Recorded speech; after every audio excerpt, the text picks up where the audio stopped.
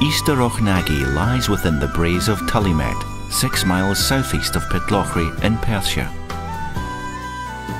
Hard granite underlies the pasture and rolling moorland here, and the streams run filtered, sweet and clear, fragranced with the scent of moss and heather bells.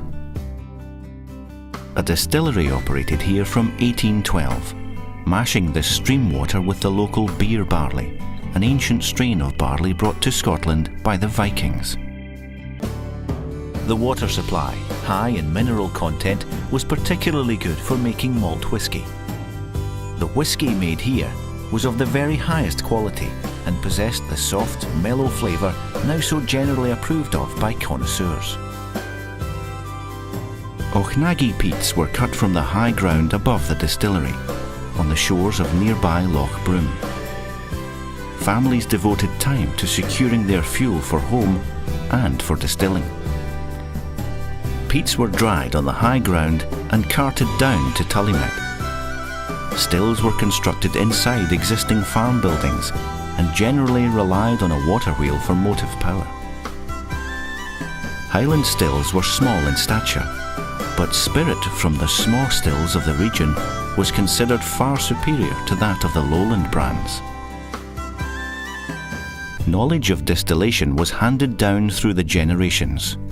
The Dick family, the landlords of the first distillery, James Duff, who built the distillery, Alexander Forbes, Duncan Scott, Peter Dawson, who made headlines by bottling the largest vatting of whisky then recorded.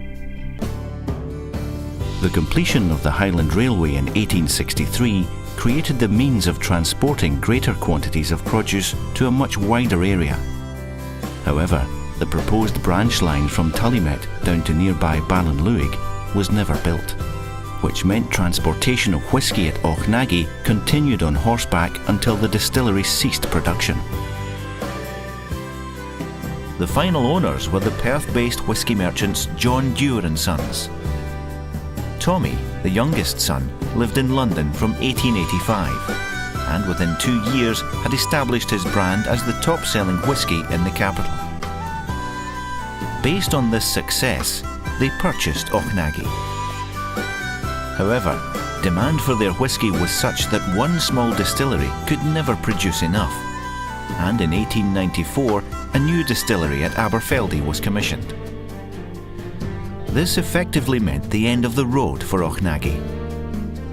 Aberfeldy opened in 1896, and production at Auchnagie ceased for good in late 1910. In 1912, the equipment and machinery were removed, thus ending over a century of legal distilling history in the hamlet of Tullymet, spelling the end of the Auchnagie name. Until now.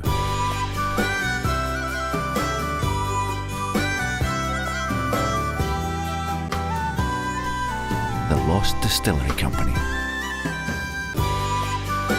Lost Whiskey Brands, reinterpreted.